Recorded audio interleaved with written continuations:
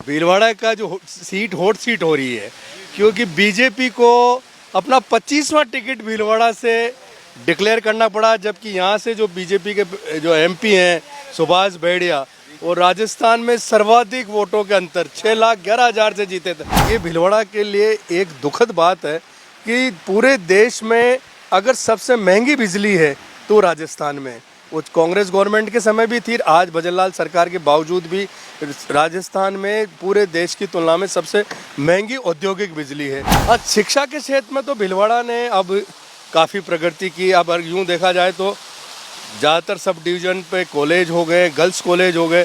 और अब तो जब मैं अंकित जी, मैं एग्रीकल्चर ग्रेजुएट हूँ, जब मैंने एग्रीकल्चर में ग्रेजुएशन किया तो राजस्थान में मात्र 4 कॉलेज। किसानी का तो पानी की सबसे बड़ी दिक्कत है, क्योंकि खरीफ की फसल पूरी तरह से बरसात के पानी पर निर्भर करती है। तो यहाँ का जो सबसे बड़ा डैम था वो बाद में तो पीने के पानी के लिए रिजर्व हो गया था, मेजा डैम, पर अब उसके कैचमेंट में सैकड़ों एनीकट्स बन चुके हैं, उसमें पानी बहुत कम आता। पानी आए तो इरिगेशन के लिए छोड़े। ये इस अगर खेती के पानी के लिए तो अगर इस ज़िले में सबसे बड़ा काम किया, जो 2 बार चीफ मिनिस्टर हैं, शिवचरण माथुर मांडलगढ़ से 7 बार एमएलए रहे थे, उन्होंने अपनी कॉन्स्टिट्यूंसी में लगभग 56 डैम बनवाए थे। पर बीजेपी को यहाँ पसीना आ गया टिकट डिक्लेयर करने में। जो सामने मुकाबला है डॉक्टर सीपी जोशी का, तो उनको तो वाटरमैन कहा जाता है यहाँ, क्योंकि भीलवाड़ा में 96 आवर्स के जो इंटरवल पे पानी आता था, चंबल का पानी लाने में सीपी जोशी का बड़ा रोल रहा। तो अब तो चुनावी मुद्दा ही चंबल का पानी बनने वाला है और हम पानी के बीच में बोट चलाते हुए बात कर रहे हैं। बोट चलानी भी पड़ रही है और कमांड भी करनी पड़ रही है। ये बिल्कुल, ये कमांड मैंने आपके हाथ में दे रखी है।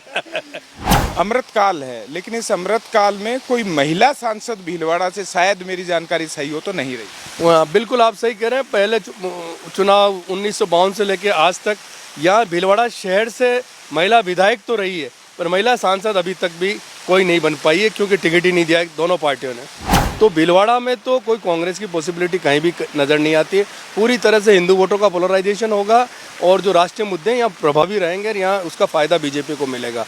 पर जहाँ पॉसिबिलिटी नज़र आती, चाहे वो नागौर हो चाहे चूरू, मैं को चूरू कहीं इस बार लोकसभा चुनाव में कांग्रेस के लिए एक माइलस्टोन नहीं बन जाए, क्योंकि जैसे ही राहुल कसबा का टिकट कटा, जैसे कैच उछलता है क्रिकेट में, कांग्रेस ने उसको लपक लिया।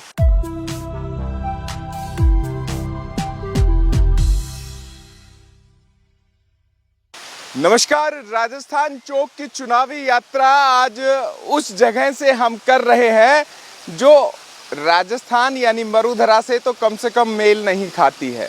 हमने पानी को चुना है और पानी की ही कहानी है जो राजस्थान में वोटों को नए सिरे से गढ़ती है। हम भीलवाड़ा में हैं और भीलवाड़ा का ये शिवाजी पार्क है और हमारे साथ हैं वरिष्ठ सहयोगी, वरिष्ठ पत्रकार और राजस्थान की राजनीति के बारे में बारीक जानकारी रखने वाले प्रमोद तिवारी जी। स्वागत है राजस्थान चौक में। नमस्ते अंकित जी। सर, यात्रा में हमने वो धूल भी देखी और अब आपने बोट में बैठा दिया है। बिल्कुल, अगर यूँ कहूँ तो भीलवाड़ा का जो सीट हॉट सीट हो रही है, क्योंकि बीजेपी को अपना 25वां टिकट भीलवाड़ा से डिक्लेयर करना पड़ा, जबकि यहाँ से जो बीजेपी के जो एमपी हैं सुभाष बहड़िया, वो राजस्थान में सर्वाधिक वोटों के अंतर 6,11,000 से जीते थे। पर बीजेपी को यहाँ पसीना आ गया टिकट डिक्लेयर करने में। जो सामने मुकाबला है डॉक्टर सीपी जोशी का, तो उनको तो वाटरमैन कहा जाता है यहाँ, क्योंकि भीलवाड़ा में 96 आवर्स के जो इंटरवल पे पानी आता था, चंबल का पानी लाने में सीपी जोशी का बड़ा रोल रहा। तो अब तो चुनावी मुद्दा ही चंबल का पानी बनने वाला है और हम पानी के बीच में बोट चलाते हुए बात कर रहे हैं। बोट चलानी भी पड़ रही है और कमांड भी करनी पड़ रही है। ये बिल्कुल, ये कमांड मैंने आपके हाथ में दे रखी है। तो भीलवाड़ा का मिजाज क्या कहता है, क्योंकि ग्राउंड रिपोर्ट हमारे वरिष्ठ सहयोगी आकाश ने की है और उसके साथ कई लोगों से हमने बातचीत भी की। भीलवाड़ा का मिजाज कुछ बदला सा नजर नहीं आया, भले ही ओट सीट हो गई हो सीपी जोशी के आने के बाद। बिल्कुल आप सही कह रहे हैं। भीलवाड़ा को अगर छोटा नागपुर कहा जाए तो कोई अतिशोक्ति नहीं होगी। भीलवाड़ा में आरएसएस का बहुत बड़ा काडर है और भीलवाड़ा में आपने देखा होगा तो जब नवंबर में विधानसभा चुनाव हुआ था, जबकि संघ पृष्ठभूमि के थे विठल शंकर अवस्थी, आरएसएस ही बैंक की नौकरी छुड़वा के उनको पहले आसीन और फिर बाद में भीलवाड़ा से 3 बार टिकट दिलवाती, वो बड़े मार्जिन से चुनाव जीतते हैं। एक बार तो यहाँ के बड़े इंडस्ट्रियलिस्ट और एक बड़े समाज के अध्यक्ष रामपाल सोनी को 45,000 वोटों के मार्जिन से हरा देते हैं। पर इस बार संघ नहीं चाहता था कि विठल शंकर अवस्थी को भीलवाड़ा से चौथी बार टिकट दिया जाए। भारतीय जनता पार्टी ने उनकी बात नहीं मानी, तो भीलवाड़ा में एक नई इबारत लिखी गई, संघ वर्सेज बीजेपी, और संघ ने अपनी ताकत दिखाते हुए एक निर्दलीय व्यक्ति को, जो अशोक कोठारी को, चुनावी मैदान में उतारकर विचार परिवार के नाम पे चुनाव जितवा दिया। और इस बार वही नाराजगी जो विठल शंकर अवस्थी के साथ थी, वो नाराजगी सुभाष भेड़िया के साथ थी। संघ नहीं चाहता था सुभाष भेड़िया को रिपीट किया जाए। अल्टीमेटली संघ की जीत हुई है। बीजेपी को अपना कैंडिडेट जो इतने बड़े मार्जिन से जीता था उसको बदलना पड़ा, और बीजेपी के महामंत्री जो दामोदर अग्रवाल है, वो अपना ग्रेजुएशन उन्होंने डीवी कॉलेज अजमेर से करने के बाद वो 3 साल तक ब्यावर में आरएसएस के प्रचारक रहे थे। और एक सबसे बड़ा प्लस पॉइंट अंकित जी, जब 78 में उन्होंने आरएसएस के 3 शिक्षा वर्ग होते हैं, प्रथम वर्ष, द्वितीय वर्ष, तृतीय वर्ष, वो नागपुर में होता है। वहाँ हमें भी यू टर्न लेना पड़ेगा, क्योंकि पानी की धारा कहती है कि थोड़ा सा बैलेंस भी बनाया जाए। आप अपनी बात जारी रखिए। तो वो प्रधानमंत्री जो नरेंद्र मोदी उस समय संघ के प्रचारक थे, दामोदर अग्रवाल भी प्रचारक थे, इन्होंने 1 महीने तक नागपुर में रूम शेयर किया। शायद उसका बेनिफिट, एक दामोदर अग्रवाल पहले जिलाध्यक्ष थे जब वसुंधरा राजे के बड़े निकट थे, बाद में वसुंधरा राजे से इनका नाइतवाकी हो गई, वो सारी चीज़ें मिलकर बीजेपी को टिकट चेंज करना पड़ा। दामोदर अग्रवाल के आने के बाद ये बात सही है कि संघ का बड़ा समर्थन उनको है, वो कपड़ा व्यवसायी है, ये मैनचेस्टर है राजस्थान नई देश का। ऐसी स्थिति में सीपी जोशी के पक्ष में पब्लिक परसेप्शन हो सकता है चंबल के पानी और नेशनल हाईवे को लेकर, पर जो उनका संगठन है, उनकी जो पार्टी है, वो बिल्कुल जर्जर अवस्था में, पार्टी की जिला कार्यकारिणी नहीं है। और जब राम का मुद्दा इतना हावी है देश में, तो उन परिस्थितियों में हॉट सीट हो गई है सीपी जोशी के आने से, चर्चा में आ गई है। पर वोट में तब्दील कौन करवाएगा? कांग्रेस का तो कोई कार्यकर्ता बिल्कुल पस सा बैठा हुआ है। और जो 5 साल तक अशोक गहलोत गवर्नमेंट में जो सबसे प्रभावी रहे थे, राजस्व मंत्री रामलाल जाट और एआईसीसी के सेक्रेटरी जो प्रियंका गांधी के भी नज़दीक हैं, धीरज गुर्जर, दोनों ने चुनाव लड़ने से मना कर दिया। तो इन परिस्थितियों में सीपी जोशी बहुत बड़ी चुनौती दामोदर अग्रवाल के सामने खड़ी कर पाएंगे, ये बड़ा सवाल है। लेकिन जनता में एक सिंपैथी है, लेकिन वोटों में कन्वर्ट होगी नहीं, क्योंकि यहाँ पे भजनलाल सरकार भी है, बीजेपी की सरकार। बिल्कुल आप सही कह रहे हैं। मैं कह रहा हूँ पब्लिक परसेप्शन बना है सीपी जोशी के आने से, लोग उनको वाटरमैन कह रहे हैं, चंबल के पानी की बात कर रहे हैं, नेशनल हाईवे की बात कर रहे हैं। और आपने देखा होगा कि इसी बात को भांपते हुए कल पहली बार जब जयपुर से टिकट लेके अमित शाह को रिसीव करके दामोदर अग्रवाल भीलवाड़ा पहुंचे, तो गुलाबराव में उन्होंने मीडिया से बात करते हुए कहा कि ये चुनाव सीपी जोशी और दामोदर अग्रवाल के बीच में नहीं है, ये चुनाव राष्ट्रीय नीतियों, राष्ट्रवादी लोगों और राष्ट्र विरोधी लोगों के बीच में। तो इसी से आप अंदाज लगा लीजिए कि ये जो चुनाव प्रचार है किस मोड़ में जाने वाला है, और बीजेपी और संघ इसको किस ओर ले जाने वाली है, ये आप अच्छी तरह से समझ सकते हैं। एक और महत्वपूर्ण विषय यहाँ पर हो जाता है मुद्दे। आपको क्या लगता है, भीलवाड़ा में सरकार किसी की भी रही हो, लेकिन वो मुद्दे हल नहीं हुए, और अभी तो कपड़ा उद्योग भी बड़े संकट से जूझ रहा है। बांग्लादेश की मार के बाद यहाँ की रौनक थोड़ी तो कम हुई है। आप बिल्कुल सही कह रहे हैं। ये भीलवाड़ा के लिए एक दुखद बात है कि पूरे देश में अगर सबसे महंगी बिजली है तो राजस्थान में, वो कांग्रेस गवर्नमेंट के समय भी थी, आज भजनलाल सरकार के बावजूद भी राजस्थान में पूरे देश की तुलना में सबसे महंगी औद्योगिक बिजली है, और बिजली इनपुट कॉस्ट बढ़ाती है। और ऐसी स्थिति में आप सोचिए कि यहाँ का जो इंडस्ट्रियलिस्ट है वो माइग्रेट करने लग गया है। कुछ लोग गुजरात जा रहे हैं, कुछ मध्य प्रदेश के नीमच में इंडस्ट्री लगा रहे हैं। यहाँ तक कि कुछ साल पहले तो बिहार में जब बीजेपी की सरकार थी, तो वहाँ के जो इंडस्ट्री मिनिस्टर थे शहनाज हुसैन, वो यहाँ के चैम्बर में आके लोगों को इनवाइट करके गए। तो जब एक तरह से इन्विटेशन आ रहा है स्पेशली गुजरात से और मध्य प्रदेश से, तो ये एक बड़ा खतरा भीलवाड़ा को बन सकता है कि यहाँ की इंडस्ट्री कहीं माइग्रेट नहीं कर जाए। तो कांग्रेस सरकार में बिजली सस्ती नहीं हुई। अब सबसे बड़ा मुद्दा अगर इंडस्ट्री का है तो सस्ती औद्योगिक बिजली का है। एक और बात यहाँ सालती है, अमृतकाल है, लेकिन इस अमृतकाल में कोई महिला सांसद भीलवाड़ा से, शायद मेरी जानकारी सही हो तो नहीं रही। वहाँ बिल्कुल आप सही कह रहे हैं। पहले चुनाव 1952 से लेकर आज तक यहाँ भीलवाड़ा शहर से महिला विधायक तो रही है, पर महिला सांसद अभी तक भी कोई नहीं बन पाई है, क्योंकि टिकट ही नहीं दिया दोनों पार्टियों ने। एक और मुद्दा मैंने यहाँ पे खासतौर पर ग्रामीण अंचल में देखा, एक तो स्थानीय स्तर पर रोजगार और दूसरा शिक्षा भी बड़ा मसला यहाँ पर है, और रोजगार भी। हाँ, शिक्षा के क्षेत्र में तो भीलवाड़ा ने अब काफ़ी प्रगति की। अब अगर यूँ देखा जाए तो ज़्यादातर सब डिवीज़न पे कॉलेज हो गए, गर्ल्स कॉलेज हो गए। और अब तो जब मैं, अंकित जी, मैं एग्रीकल्चर ग्रेजुएट हूँ, जब मैंने एग्रीकल्चर में ग्रेजुएशन किया तो राजस्थान में मात्र 4 कॉलेज थे, जॉबनेर, उदयपुर, हमारा डीएवी कॉलेज अजमेर और संगरिया। और मेरे को भी आज ही पता लगा जब आपने वहाँ पे जिक्र किया। अच्छी बात है। और ख़ास तौर पर राजस्थान में जो मेरे हिसाब से कृषि प्रधान भी है, भले ही पंजाब हरियाणा की तरह ना हो, लेकिन राजस्थान फिर भी कृषि के लिहाज से महत्वपूर्ण है। किसानी का क्या मुद्दा आप मानते हैं? किसानी का तो पानी की सबसे बड़ी दिक्कत है, क्योंकि खरीफ की फसल पूरी तरह से बरसात के पानी पर निर्भर करती है। तो यहाँ का जो सबसे बड़ा डैम था वो बाद में तो पीने के पानी के लिए रिजर्व हो गया था, मेजा डैम, पर अब उसके कैचमेंट में सैकड़ों एनीकट्स बन चुके हैं, उसमें पानी बहुत कम आता। पानी आए तो इरिगेशन के लिए छोड़े। ये इस अगर खेती के पानी के लिए तो अगर इस ज़िले में सबसे बड़ा काम किया, जो 2 बार चीफ मिनिस्टर हैं, शिवचरण माथुर मांडलगढ़ से 7 बार एमएलए रहे थे, उन्होंने अपनी कॉन्स्टिट्यूंसी में लगभग 56 डैम बनवाए थे। तो भीलवाड़ा ज़िले का पूरे इरिगेटेड एरिया का आधा हिस्सा तो केवल मांडलगढ़ में और बाकी पूरे ज़िले में है। तो कोई खेती इतनी प्रोग्रेसिव खेती हो, क्योंकि बिना पानी खेती संभव नहीं है। केवल खरीफ की थोड़ी बहुत फसल होती है, रबी की फसल तो बहुत कम एरिया में होती है यहाँ। और मैं जैसा कह रहा था कि भीलवाड़ा ज़िले में 3 एग्रीकल्चर कॉलेज है गवर्नमेंट के, भीलवाड़ा में है, फूलिया में है, गंगापुर में है, एक प्राइवेट कॉलेज, 4 एग्रीकल्चर कॉलेज यहाँ है। पर वो एग्रीकल्चर ग्रेजुएट खेती कैसे करेंगे जब पानी की बड़ी समस्या यहाँ है। पीने के पानी की समस्या जरूर डॉक्टर सीपी जोशी के प्रयासों से अब इस ज़िले में लगभग ख़त्म सी हो चुकी है। ये सीट वैसे इस बार भी संभावना यही है कि बीजेपी के खाते में रह जाएगी, लेकिन इस पूरे अंचल की बात कर लेते हैं।